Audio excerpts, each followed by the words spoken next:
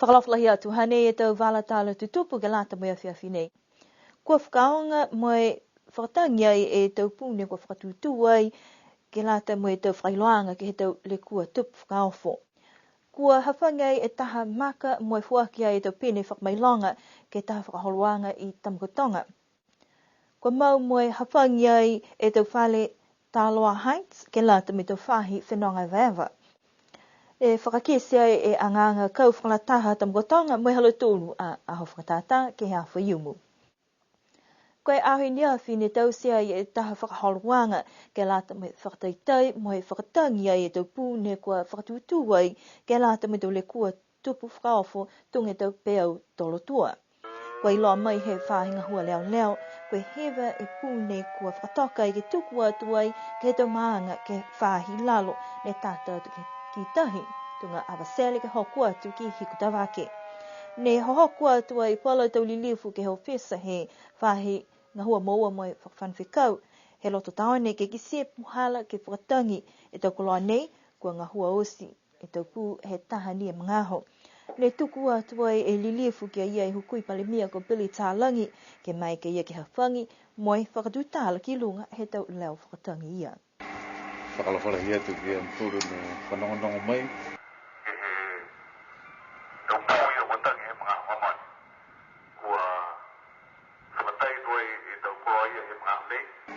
Ke lanta ia mo i tau manga mai hi tamaki ki ang set. Awana kio kua longa me mto e whakatai whakamoa ia ke tau korone kua tau sose. Ke lanta ia mo i tau ngā hua te whakailoa atu kai kua hoko mai tau masamasi kere ka tolu motu tau peo tolu tua si pihia foki mo i tau matangi a wha. Koe mana ia wa awhangi toi e tau koroa ia tau tolu ke māme hau nei. Ka mamana ke aua ne ke whakatangi tu mau e tau whaoroga nei. O ke whai masamasi kere ake ha tau tolu motu. Whakaue i au tolu kua. Whanongonongo mai. Koe nea. Koe mga honei koe whitu ni ne e tau pū nei ne kua mau mo ngā hua hua kai toa ngaia e te māngu ko na mukuru mo hitawake ke whai tau sianga ke te mga himua. Kua pehe i ki pule lahe a manakianga he whakatuwhono tō mai ke e tō koloa nei ke langmata e tō tangata ke mawhisi ke moe tō whikau hangau ia ke tō le kua tupu kaofo mo i pui ai fōki e tau mumui tangata.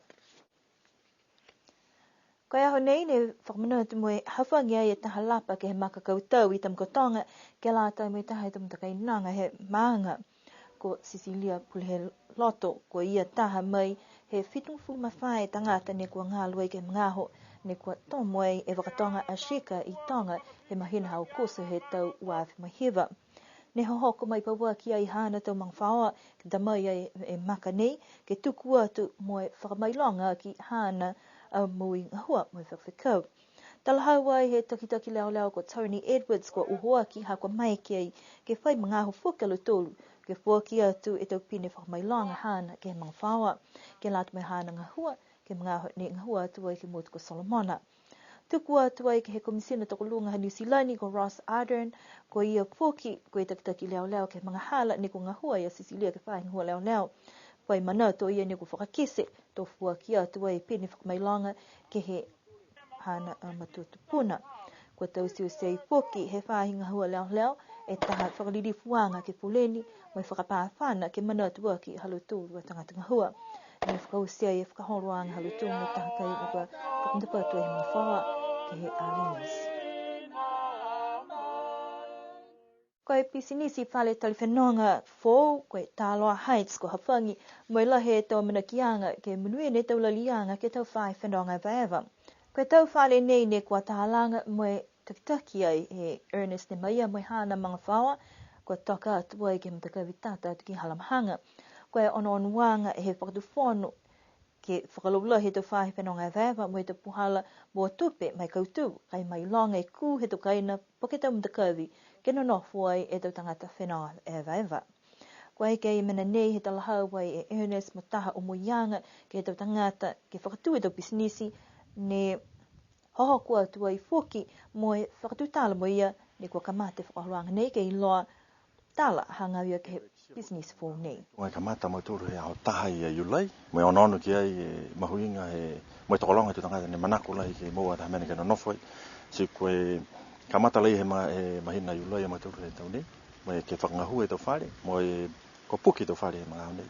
He ono ki ai si koe tokolonga ia whoki tu tangata ne matutaki mai manako ke ha mena mo no nofoi. Hai whoki ta langbatai tupi mai he whakatuwhono, ke lata moe tālanga moe whaka longa whoki ke hai to whanga whare pihi nei, si koe manea ne kua tuko te tuhiore, moe mo ai ke he whare Niue Tourism ne tause e matahunga nei kai whakangahua he Development Bank, si mo ai whoki whaulua te tupi, ke tālanga ke wha whoki whare ki lunga, ke he mga au nei si koe katatoa he mga au nei koe whitu whare he mga au nei. Kua whai mga ho he ngahua ki ai, ka kua mita ki he talahau e Ernest, ha kua kau whakalataha he mga whaua ki tukutupe au loa ke lata me tukaina takitaha si mita ki ha kua talanga ni ke he tau wala kele he mga whaua. Koe matakawi e whahingoa ai ki lunga e, koe matakawi ni whahingoa ko tāloa. I lunga ia he matakawi e, whakatosi lunga ni taka e whare kaina haaku whamua, ko lahina e ngoa halamahanga ai ki kele, so mania ne whahingoa ai, e matahingoa nei ne whahingoa ko tāloa haiti. Ka uiti he mga ia ne tuku he matahingoa ia, si whaingoa i hako tāloa haiti. Ka inga sia e whare mai hana ingoa. Hako e inga sia ni hai whare mai tangata hai mai hana ka ina. Mai whaingoa ni lotolo te whare. Ke hingoa lotolo ni manako lotolo ia. Ka ingoa hako e whare whamua ni tausi mo Young Tony. Young Tony ka launi ne whaingoa mo ko Papuaka. Hako e Papuaka mo tutahane hako i tuatunu. Pehe mai a Ernest nā kai whai mana ke tauwhi ai whoki whalo tau tangata he motu kai ke kua manako ke tausi toka ina pehe nei ke whakaonga e tau wale kele mo tukua ki e toka ina kai ke kua umai ke nonofu ke he motu. Kua tokalonga e tau tangata ni kua tolu atu ai ki tamakatonga ki hawha iumu ke lata i mahalo tolua a hawhakatātā. Ki sia ke hei longa e tau whale whakafua kai whuala whoki he longa e tau whale lau niu whakamotu kua manaia moe whakakehea ki aho. Mawhise tau kai ke whakafua hako puke nawe male ke he tau tangata e vaeva mai ke he motu. Moe tau mtakai nanga ne kua hohoku atu ke kisia e tau malolo hatungulu. Nā kai longa la he tau ngahua lima he tau matuwhiwhene ke tau nei, kai moe longa e tau fue whanua, mua atu ke he tau uwhi me tau whanga talo ke he kehe he tau matutane. Talhau he tahe tau whono tukitaki maanga, ko tamakautonga ni taha he tau maanga ne kua maiki ki whakalaulahi, mai moa e tau munuina mai hako e tau whahi whenonga e vaeva.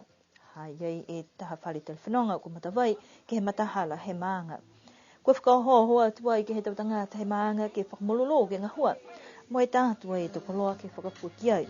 Ko tau kōri whakapia mai he tau whanau he maanga kua furufuala mai whakamana atu ai whoki e tau kōri whakamotu. Kua nonopo he whapawua ki e laulahi tau tangata ke kisikisi atu ke tau kōri ia halau tolu. Ne whakausia e tau kahuang he aho, tau tae matahalong mataha, mai lahi ke pia halau tolu ne whahapu atu, hako osi poki tau koloa ne ke whakapua, me amana ki atu ke mahomo atu e te aho whakatata ke he tau kahau. Whakakatoa toa mheneia e tau wala tau tutupu ke lata mea whiwhinei, amana ki ke liliu ke whewea whoki ke hea whiwhi atu lot. Nau nofua, mai munuine po.